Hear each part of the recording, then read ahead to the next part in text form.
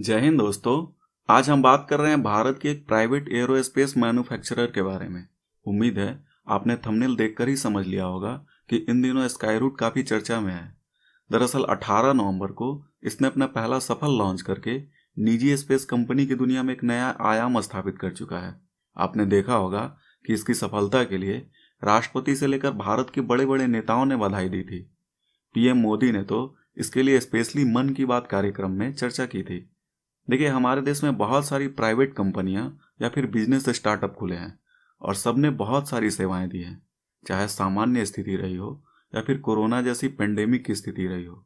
लेकिन ये स्टार्टअप कुछ खास है क्योंकि ये लगभग भारत का पहला ऐसा स्टार्टअप है जिसने जमीन से आकाश तक की ऊंचाई हासिल की है। ध्यान दीजिएगा, हम यहाँ पैसों की बात नहीं कर रहे हैं, टेक्नोलॉजी की बात कर रहे हैं। वैसे यह सेगमेंट इतना अधिक चर्चा में रहने के कारण पूरी उम्मीद है कि आगामी परीक्षा में आपको यहाँ से प्रश्न देखने को मिल सकते हैं। तो आइए इस छोटे से वीडियो में स्काईरूट एरोस्पेस से संबंधित सारे तथ्यों को एकदम आसान भाषा में समझ लेते हैं। देखिए, स्काईरूट एक प्राइवेट एरोस्पेस निर्माता और वाणिज्यिक लॉन्च सेवा प्रदाता है जिसका हेडक्वार्टर आंध्र प्रदेश हैदराबाद में है। इस कंपनी की स्थापना इसरो के फॉर्मर इंजीनियर और साइंटिस्ट के द्वारा संयुक्त रूप से मिलकर की गई है, जिसका लक्ष्य मुख्य रूप से छोटे उपग्रहों के लॉन्च सेवा बाजार के लिए अपने आप को प्रिपेयर करके रखना है। और इसी लक्ष्य के लिए Skyroot small lift launch vehicle को विकसित कर रहा है और साथ ही लॉन्च भी कर रहा है। देखिए, इस कंपनी का गठन जुलाई 2018 में पवन कुमार चंदना, नागा भरत डाका और वसुदेव ज्ञान गांधी के द्वारा मुख्य रूप से की गई थी। ये सब पहले इसरो के फॉर्मर साइंटिस्ट रहे हैं और इसी ज्ञान और अनुभव के बदौलत इन लोगों ने इस कंपनी को इस मुकाम तक पहुंचा दिया है। आज इनका स्टार्टअप देश विदेश के लिए एक एग्जाम्पल है। वैसे जब भारत में अक्टूबर 2020 को केंद्रीय वाणिज्यिक और उद्योग मंत्री पीयूष गोयल के द्वारा नेशनल स्टार्टअप अवार्ड की घोषणा की गई थी, उस समय स्काईरूट को इसका विनर घोषित किया गया था। हालांकि आपको पता होगा कि ये अवार्ड केवल उन्हीं को दिया जाता है जो देश में व्याप्त किसी कॉम्प्लेक्स प्रॉब्लम का समाधान खोजते हैं या ऐसा बिजनेस क्रिएट करते हैं जो स्केलेबल हो और टिकाऊ हो। तो 2020 वाला नेशनल स्टार्टअप अवार्ड स्काईरूट को ही मिला था। आगे चलकर 2021 में इसरो और स्काईरूट के बीच में एक एनडीए यानी कि नॉन डिस्क्लोजर एग्रीमेंट साइन हुए ताकि स्काईरूट को अपना लॉन्च व्हीकल डेवलप करने में इसरो की फैसिलिटी और टेक्निकल एक्सपर्टीज अलाउ किए जा सके। तब से इन्होंने और इनकी टीम ने कमाल की मेहनत की है।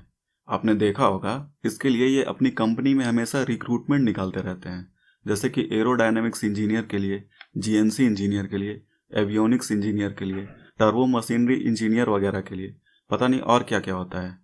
अगर आप इस फील्ड में जाना चाहते हैं और इसके लिए एलिजिबल हैं तो आपको इनका एडवर्टीजमेंट जरूर देखना चाहिए। खैर, ये सब मैं आपको इसलिए बता रहा हूँ कि ये निरंतर अपने टीम को मजबूत करते जा रहे हैं ताकि भविष्य में ये अपने आप को और निखार सकें। खैर, इन्होंने खुद के रॉकेट इंजन डेवलप कर लिए हैं जो छोटे सैटेलाइट के प्रक्षेपण के लिए एकदम पर्याप्त हैं। आइए इनके द्वारा डेवलप किए गए रॉकेट इंजन और लॉन्च व्हीकल के वेरिएंट्स को संक्षिप्त में समझ लेते हैं। फिलहाल इनके पास 3 प्रकार के रॉकेट इंजन हैं जिसे इन्होंने खुद डेवलप किया है। पहला है अर्थ स्टोरेबल रॉकेट इंजन। इस इंजन का नाम इन्होंने महान फिजिक्स साइंटिस्ट सीवी रमन के नाम पर रखा है। वैसे इन्हें नोबेल प्राइज भी मिला था, लेकिन किस खोज के लिए वो आप मुझे कमेंट बॉक्स में बताइए। तो ये इंजन इन्हीं के नाम पर है और इस इंजन की खासियत है कि इसके अपर स्टेज में प्रोपेलेंट के रूप में लिक्विड फ्यूल का इस्तेमाल होता है। दूसरा प्रकार है सॉलिड रॉकेट मोटर इंजन। इस इंजन का नाम इन्होंने आदरणीय अब्दुल कलाम साहब के नाम पर रखा है और इसके 2 प्रकार हैं, कलाम 5 और कलाम 100।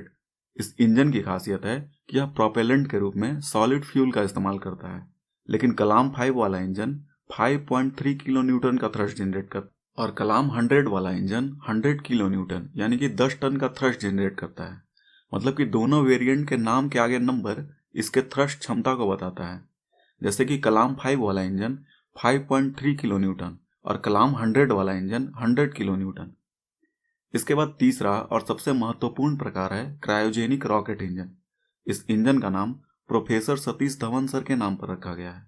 खास बात है कि यह इंजन भारत का पहला क्रायोजेनिक इंजन है जो प्रोपेलेंट के रूप में एलएनजी यानी कि लिक्विड नाइट्रोजन का और ऑक्सीडाइजर के रूप में एलओएक्स यानी कि लिक्विड ऑक्सीजन का इस्तेमाल करता है।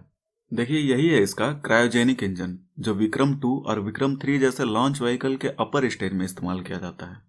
आइए अब स्काईरूट के द्वारा डेवलप किए गए लॉन्च व्हीकल के सीरीज को समझ लेते हैं। आप यहाँ ध्यान से देखिए, और अगर आपको ये क्लियर नहीं भी दिख रहा है तो कोई बात नहीं है, मैं आपको सब पढ़ के बता देता हूँ। देखिए, फिलहाल स्काईरूट के पास ये 3 तरह के लॉन्च व्हीकल हैं जो अपनी सेवा देने के लिए एकदम से प्रिपेयर हैं, जो कि है विक्रम 1, विक्रम 2 और विक्रम 3, जिसमें कि इन्होंने विक्रम सीरीज के एक रॉकेट को 18 नवंबर को टेस्ट किया था, विक्रम यानी कि सब ऑर्बिटल के नाम से। अब इनके पास जो इस सीरीज के तमाम वेरिएंट है, आइए उसके बारे में जान लेते हैं। पहला है विक्रम 1, जो 290 केजी तक के पेलोड को SSPO यानी कि सन सिंक्रोनस पोलर ऑर्बिट में और 480 केजी के पेलोड को लो अर्थ ऑर्बिट में प्लेस्ड कर सकता है। दूसरा है विक्रम 2, जो 400 केजी तक के पेलोड को SSPO में और 595 केजी के पेलोड को लो अर्थ ऑर्बिट में प्लेस्ड कर सकता है। तीसरा है विक्रम 3, जो कि 560 केजी तक के पेलोड को सन सिंक्रोनस पोलर ऑर्बिट में और 815 केजी के पेलोड को लो अर्थ ऑर्बिट में ले जाने के लिए पूरी तरह से सक्षम है, जिसमें कि विक्रम 2 और विक्रम 3 के अपर स्टेज में क्रायोजेनिक इंजन लगे हुए हैं। बाकी विक्रम 3 में अलग से स्ट्रैप ऑन बूस्टर लगाए हैं ताकि इसे मैक्सिमम थ्रस्ट मिल सके। खास बात है कि ये सारे रॉकेट सुपर एलॉय का यूज करके 3D प्रिंटिंग तकनीक से बनाए गए हैं, जो कि अच्छी बात है। वैसे आने वाले समय में हजारों छोटी छोटी कंपनियां अपना खुद का स्मॉल सैटेलाइट लॉन्च करवाने चाहेंगी। ऐसे में स्काईरूट बहुत ही अफोर्डेबल प्राइस पर ऐसे छोटे छोटे सैटेलाइट को लॉन्च करेगा। ये बात इन्होंने अपने ऑफिशियल साइट में मेंशन किया।